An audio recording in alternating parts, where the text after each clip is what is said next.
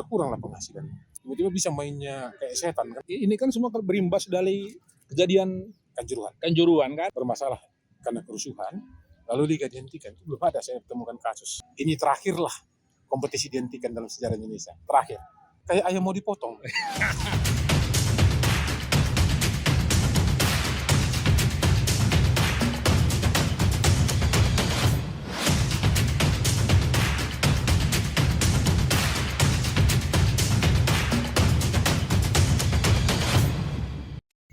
Jumpa lagi di channel Potret Bola. Kali ini kita akan berbincang-bincang tentang Liga 2 yang baru saja dihentikan. Kali ini kita bersama pengawat olahraga Sumatera Utara, Indra Epidi Rangkuti. Ya Pak ya? Oke. Salam sore, olahraga. Pak. Salam olahraga. Sore. Baru-baru ini kan ada lagi viral nih Liga 2 dihentikan. Dan ini berimbas kepada Liga 3 juga kan, dan pasti berefek kepada pembinaan sepak bola. Nah, apa tanggapan Bapak kira-kira? Ya yang pertama, itu bukan lagi viral, sudah resmi. Ya, dari resmi ya. Resmi kan keputusan dari Expo PSSI kan mengatakan itu dihentikan. Jadi Liga 2 dan kompetisi di bawah ya. Jadi bukan cuma Liga 3 termasuk juga kompetisi Suratin ya, ada kelompok-kelompok umur ya. Pertama mungkin kalau tanggapan saya ya sebetulnya menyayangkan. Ya, kenapa saya sayangkan? Karena dalam sepak bola di negara manapun kompetisi itu jantung pembinaan. Ya, betul. Kompetisi. Omong kosong kita bisa mendapatkan bibit pemain yang baik dan bermutu. Kalau kompetisinya berantakan. Nah, jadi kalau misalnya dengan seperti ini hanya liga yang teratas yang main, yang dilanjutkan, sementara liga yang di bawahnya Liga 2, Liga 3, kelompok umur itu dihentikan, ya tentunya kan ini menurut saya ya berpengaruh lah kepada pembinaan, apalagi kompetisi sekarang ini tidak memakai yang namanya degradasi. Liga satunya ya? Iya, Liga satunya tidak ada degradasi. Ya, tidak ada degradasi. Nah, otomatis kan ya, degradasi yang nggak ada, ya otomatis kan ini juga mengurangi gregetnya kompetisi itu.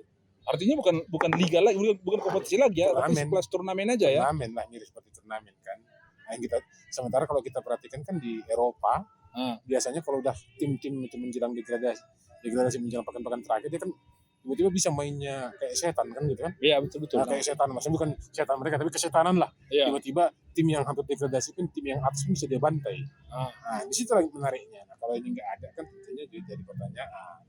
Apalagi kita akan menghadapi beberapa ajang ya dalam waktu dekat ya, ada Piala Asia, Piala Asia yang akan kita ikuti juga untuk senior, ada Piala Dunia U20 ya, ada kemudian ya turnamen ada SEA Games yang juga akan digelar 2000 ya, SEA Games 23 ya, akan digelar, lalu kan tertunda karena Covid kan gitu kan.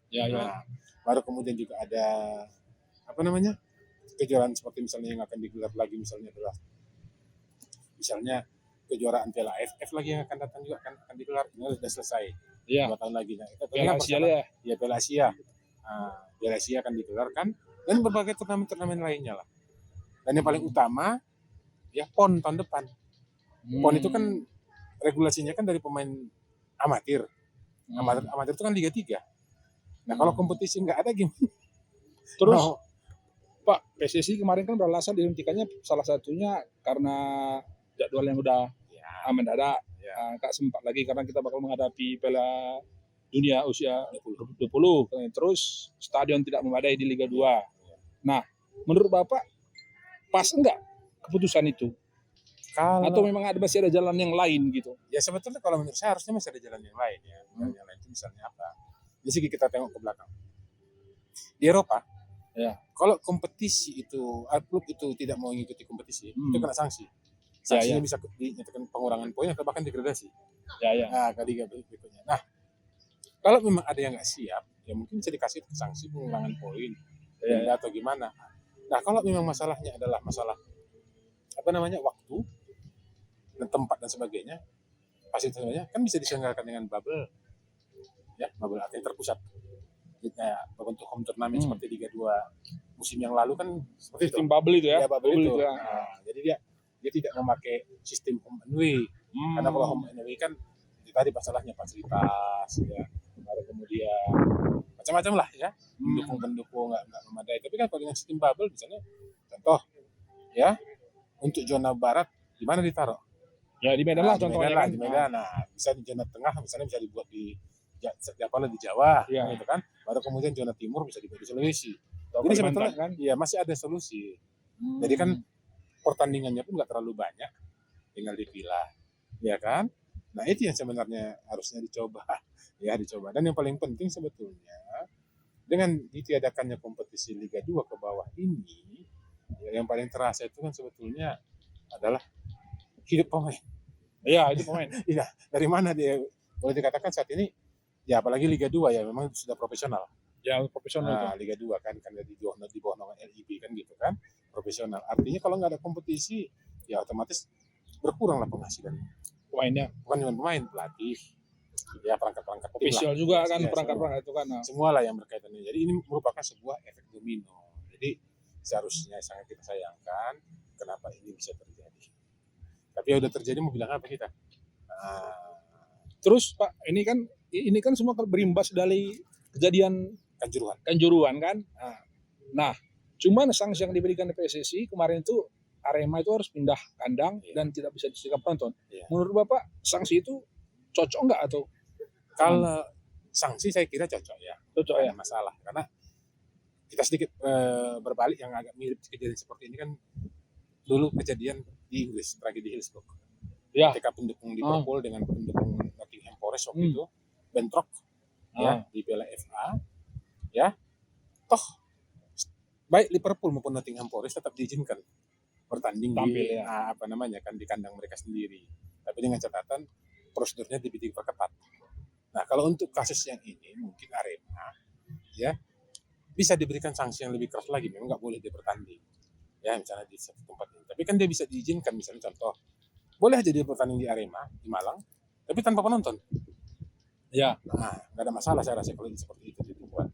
Ya, atau dia dibuat di tempat lain, ya, tapi dia juga dengan catatan tanpa penonton sebagai sebuah hukuman. Di beberapa negara Eropa juga ada pernah diterapkan seperti itu. Tapi kalau misalnya sampai dilarang, saya belum menemukan kasus, kecuali kalau yang dilarang itu adalah kasus ya karena kerusuhan ya. Kasus yang dialami oleh Liverpool juga tahun 85 yang tragedi Heysel.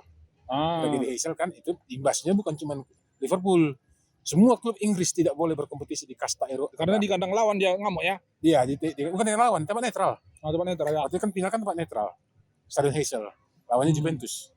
Iya. Ya karena dia mengamuk di tempat kerusuhan itu terjadi di tempat netral, akhirnya di seluruh kompetisi Eropa selama 6 tahun klub Inggris nggak boleh bertanding 85 sampai dengan 91. Tapi itu itu juga mungkin membuat mereka berbenah ya. Ya berbenah. Sehingga Liga Inggris bisa seperti sekarang ini. Iya, kan? Walaupun selama pembenahan itu terjadi lagi tragedi Hillsborough. 89 kan gitu, tapi tetap dibenahi. Akhirnya kan terbukti kan Inggris yang tadinya paling brengsek penonton tanda kutip ya. Itu istilah Oligon kan paling pokoknya yang rusuh lah. Ya. Akhirnya kan sekarang justru menjadi penonton yang paling tertib. Ya. Malah stadion mereka nggak pakai pagar pembatas. Nah, Liga Belanda juga hiruk-pikuk. Belanda itu selain Inggris, Belanda paling banyak kerusuhan. Ya, tapi nggak pernah liganya dihentikan. Jadi memang tidak ada pernah saya tengok kasus ya yang ketika ada kejadian yang bermasalah karena kerusuhan, lalu liga dihentikan. Itu belum ada saya temukan kasus. Belum ada saya temukan kasus seperti itu. Ya. Bahwasanya bisa liga dihentikan hanya karena kasus kerusuhan. Ya. Jadi Pak, dalam hal ini menurut Bapak yang salah itu siapa? Karena kan kita begini, kalau kita lihat sendiri kan memang istilahnya kompetisi di negara kita ini belum teratur gitu. Maksudnya kan dengan satu kompetisi aja bisa berantakan. Inggris saja ada 3 kan, Liga Inggris, Piala FA, Piala Liga lagi kan. Nah, mereka tetap berjalan normal gitu. Nah, menurut Bapak kesalahan kita itu di mana gitu?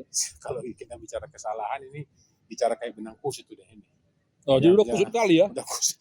Jadi ribet. Kalau kita cari mungkin sampai 5 hari. Kusut dibakar lah kan. 5 hari 5 malam kita bahas mungkin nggak akan selesai. Tapi sebenarnya ini kan kembali kepada operator. Ya itulah operator ya. Seharusnya kan dia operator ini memang ya ini kan PSSI kan hanya sebagai dia kan mendelegasikan kepada operator. Ya. Kalau dia Liga 1 dan Liga 2 itu kan di bawah LIB, ya Iya. kan? Nah, kalau dia Liga 3 kan di bawah naungan ASPRO masing-masing, Iya. gitu kan. Nah, oke lah untuk yang kasus Liga 3 aman-aman aja selama ini. Paling pun kalaupun ada riak-riak sedikit lah riak-riak, Ya. kan nggak terlalu ribet. Tapi untuk Liga 2, ya kan yang memang ini harusnya LIB yang saya bertanya ini LIB ketika dia memutuskan Liga dihentikan katanya karena ada masukan dari beberapa klub, ya beberapa sebagian besar klub katanya minta dihentikan, walaupun sekarang kontroversi lagi ya, tiba-tiba beberapa klub mengatakan kami nggak ada ngomong gitu kok, kami nggak ada menangani kan gitu kan jadi apa. Nah, jadi kalau saya nilai ini sekarang yang gagal ini kembali ya operator ya. Kenapa misalnya desain kompetisi itu tidak disusun dengan matang, ya, diantisipasi kerusuhan tahun 94-95 Italia itu ada kerusuhan juga ketika AC Milan berduel dengan Genoa kalau saya nggak salah waktu itu. Genoa berduel dengan Genoa. Jadi ada kerusuhan dan ada meninggal berapa lumayan banyak yang meninggal itu. Tapi tidak ada dihentikan liga. Cuman waktu itu memang pertandingan AC Milan dan Genoa karena harus diinvestigasi dihentikan jadi partai tunda. Itu cuma satu babak berjalan dan dua pertandingan AC Milan ke depannya dan 2 pertandingan Genoa ditunda. Nah, itu pada musim 94-95 waktu itu pernah kejadian seperti itu. Nah, sekarang ini kan operator kita bingung, ya. Ini katanya masalahnya jadwal begini. Nah, masalahnya begini. Nah, kan masih ada solusi. Sudah dicoba belum dengan sistem bubble? Ya, kalau memang alasannya klub katanya meminta diundurkan, ya kita kembali kepada statuta FIFA lah. Kalau kompetisi nggak ikut, ya, sanksi kan? Ya sanksi. Seharusnya gitu kan? Sanksi. Namanya klub profesional kan? Masa dia nggak siap? Memang ada kasus pernah liga dihentikan, pernah. Tapi ini kasusnya ini memang bukan karena kerusuhan. Itu Liga Belanda dengan Liga Belgia tahun 2020. Itu gara-gara apa? Covid. Karena tingginya Covid kan akhirnya itu kan liga dihentikan. Itu kan force majeure kan? Ya force majeure yang memang nggak bisa diprediksi orang. Tapi bukan karena kerusuhan. Sama kayak waktu gempa di mana itu di Meksiko dulu. Jogja kan pernah juga. Iya tapi kan itu mundur klubnya. Ya mundur klubnya itu masih wajar. Ini kalau liga dihentikan karena memang kejadian yang satu klub pula itu bukan semua kan? Iya. Yang kejadian yang apa dihentikan untuk semua itu Liga Belanda dengan Liga Belgia kemarin. Makanya kan Covid ya. Iya, makanya kan Liga Belanda nggak ada juaranya. Waktu itu nggak ada juaranya, cuman waktu itu 2 peringkat teratas yaitu Ajax dan AZ Alkmaar itu yang mewakili Liga Champion, ya. Nah, kalau Liga Belgia juara paruh musimnya itu yang ditetapkan sebagai juara kompetisi, klub Brugge. Nah, tapi bukan karena kerusuhan, makanya saya bilang Inggris itu masalah kerusuhan parah. Italia pernah AC Milan dengan Genoa bentrok supporter 95, nggak dihentikan. Ya. Liga Belanda itu asal duel Ajax dengan Feyenoord itu selalu ribut. Tapi nggak pernah dihentikan. Nggak pernah dihentikan liga, tetap dibenahi. Itu saya kira. Terus Pak, ini kan ada beberapa klub bilang kemarin muncul ya di apa ini kan bahwa selama ini kan operator Liga 1 sama Liga 2 itu sama. LIB. Nah, ada yang mengusulkan supaya dipisah gitu. Menurut Bapak gimana itu? Apakah memang sudah selayaknya dipisah atau memang nggak ada masalah gitu? Saya kira bukan masalahnya nih dipisah atau tidak. Dipisah pun kalau manajemennya nanti nggak jelas juga. Ya sama aja. Jadi saya kira perlu dibenahi sekarang ini adalah tata kelola, bukan masalah operator. Ganti operator nanti masalahnya gitu lagi. Atau perlu juga kita naturalisasi Pak? Itu Pak. Kalau yang pernah gitu kejadian itu kasusnya bukan karena kerusuhan dulu. Itu pernah dulu di Meksiko, tapi bukan naturalisasi karena ada masalah waktu itu perwasitan nggak beres. Selama 3 tahun wasitnya itu didatangkan dari luar. Sambil dia 3 tahun itu dia benahi wasit-wasit dalam negeri. Nah itu Meksiko pernah menerapkan itu. Tapi kalau perangkat pertandingan saya kira ya agak berat juga. Operator sendiri tidak perlu naturalisasi ya, datang dari luar ya. Karena menurut Bapak kemampuan kita cukup ya untuk itu ya. Cukup lah, cuman tinggal dibenahin aja Mas. Jadi koordinasi lah misalnya antara PSSI, kepolisian, ya, pemerintah daerah. Kenapa pemerintah daerah? Karena stadion kan punya Pemda. Iya. Nah, hampir semua stadion punya Pemda. Jadi disinilah yang perlu dikoordinasikan. Nah, jadi juga sama operatornya nggak perlu diganti. Yang perlu diperbaiki tata kelolanya. Terus Pak ini Esko. Nah, Esko di PSSI kita kan selama ini perwakilan klub. Ada nggak pengaruhnya itu? Atau memang apakah lebih cocok dari orang profesional dari luar gitu, nggak terlibat klub gitu, sehingga Gak ada ke masalah. depan tidak ada kepentingan putusannya gitu. Gak ada masalah itu. Nggak ada Karena masalah ya. di liga-liga Di luar Eropa Eropa juga gitu ya, seperti perwakilan itu. klub ya. Nah, cuman ya persoalannya sekarang kan ini kembali kepada ya itu tadi. Kita perlu satu bahasa. Ya. Apa tuh? Apapun ceritanya kompetisi mesti berjalan. Kecuali ada force major lah ya. Ya. Memang nggak memungkinkan kita untuk membuat seperti tadi COVID ya, apa boleh buat lah kan gitu kan. Nah, tapi kalau misalnya karena masalah kerusuhan apa semua, ya itu agak aneh rasanya kalau langsung dihentikan sebuah liga. Karena kita bicara apa nih, mutu pemain. Mutu pemain itu hanya bisa tercipta kalau kompetisinya bagus. Ya betul. Nah, kalau kompetisinya berantakan, jadi berantakan. Contoh misalnya, negara-negara Afrika kenapa bisa menguat di Piala Dunia? Padahal secara ekonomi itu di bawah Indonesia. Misalnya seperti Nigeria, ya kan. Padahal mereka karena main di Eropa, ya. mainnya kan? Ya karena kompetisi kan. Kompetisi kan. Negara Asia seperti Jepang kemarin, Spirit of Asia. Ya, selain pemainnya banyak main di luar negeri, juga kompetisi dalam negeri dibenahi. Ya, jadi nggak ada cerita memang yang namanya jantung pembinaan adalah kompetisi. Ya, kalau kompetisinya bagus, kompetisinya terkelola dengan baik, insya Allah ya timnas kita pun akan menjadi baik. Tapi kalau kompetisinya berantakan, ya apa boleh buat lah. Mungkin kayak kemarin tuh gagal kita AFF. Ya itulah. Jadi ya ini kembali. Jadi apa namanya kan? Jadi ini kembali kepada diri kita. Jadi sebagai contoh, misalnya sebagai contoh lah. Kalau dulu kan ini sedikit ke belakang ya sebelum kita apa kan ya. Dulu memang mental pemain itu karena kompetisinya dulu, walaupun ada persikatan ada gelatama, memang mesti menang mental, ingin menang di lapangan. Iya. Jadi ketika dia memperkuat timnas, ini terbawa. Nah, kalau satu kebanggaan bagi dia kan. Iya. Sekarang ada juga Pak, pemain dipanggil timnas nggak mau dia. Ya itulah. Jadi tambah lagi yang kedua sekarang. Entah kenapa pemain kita sekarang. Iya. Entah karena kompetisi, kalau main di kandang lawan rasanya kayak ayam mau dipotong. udah gemetar duluan. Mental nggak ada ya. Mental nggak ada. Jadi seolah-olah apa namanya? Kalau dulu kan enggak main di kandang lawan, ya itu semangat dia kan. Makin semangat, malah kita nothing tulus kan. Kalaupun kalah ya ibaratnya kalah dengan terhormat gitu lah ya kan, bukan cuman jadi apa seperti ini kan kita tengok misalnya tanda kutip bukannya apa ya kan, kayak ayam mau dipotong kan. Jadi udah kayak nggak pede gitu. Ini kan jadi kembali kepada kompetisi. Ya. Misalnya kemarin Jepang Piala Dunia. Kan orang ngetawain saya itu. Mungkin waktu itu banyak yang bilang yang akan menang ini Jerman lawan Jepang. Iya. Mungkin Deku masih ingat ya, banyak orang. Ini Jepang. Saya melihat satu. Jepang kenapa dia bisa nunggu? Selain karena pemainnya ada di Eropa, terutama di Jerman dan sebagainya. Jepang ini kan punya semangat Bushido. Iya, memang gitu ya. Semangat Bushido, mental. Luar biasa. Nah, tambah kompetisinya bagus, pemainnya tertata di Eropa. Jadi dia nggak ada takutnya sama sekali. Kalau disuruh nabrak teror, tabraknya tuh Pak. Ya, itulah artinya mental itu. Artinya itu hanya bisa tercipta kalau kompetisinya bagus. Ya, kita pun kan tertata contoh lah. Ya macam Deking lah ya, wartawan, ya kan dan sebagainya. Kita bisa menghadapi banyak orang kan karena terbiasa. Betul. Terbiasa, kita biasa ngomong, kita biasa diskusi, ya kan. Jadi ketika menghadapi halayak ramai, udah siap kita kan gitu. Tapi kalau tiba-tiba kita nggak pernah kompetisi, udah gemetar duluan, percayalah. Orang pun tahu kita, polisi pun tahu kita kan. Bukan itu. Ada juga kayak gitu Pak. Jangan-jangan kita bikin podcast begini atau dialog kayak gini, wartawan dengan narasumbernya diam-diam ya. Iya. Nggak tahu apa mau diomongin. Jadi ini kembali kepada iklim kompetisi. Jadi ya saran saya kalau memang masih memungkinkan ya ya mudah-mudahan lah ini terakhir lah kompetisi dihentikan dalam sejarah Indonesia. Terakhir. Jadi Pak, ini kan mau kongres luar biasa PSSI ya. Kongres biasa. Yang ini kan nanti Februari kan ada kongres luar biasa untuk pemilihan ketua umum. Ya. Nah, di situ kemungkinan ada kesempatan kita untuk berubah gitu. Ya. Apa kira-kira harapan Bapak kepada ketua umum terpilih nanti? Kalau harapan saya tetap sama, ya, supaya ketua dan nanti perangkapnya lah ya, nggak cuma karena ketua sendiri pun nggak bisa. Ya, betul. Segera memikirkanlah format kompetisi apa yang terbaik untuk Indonesia. Ya, format kompetisi apa yang terbaik.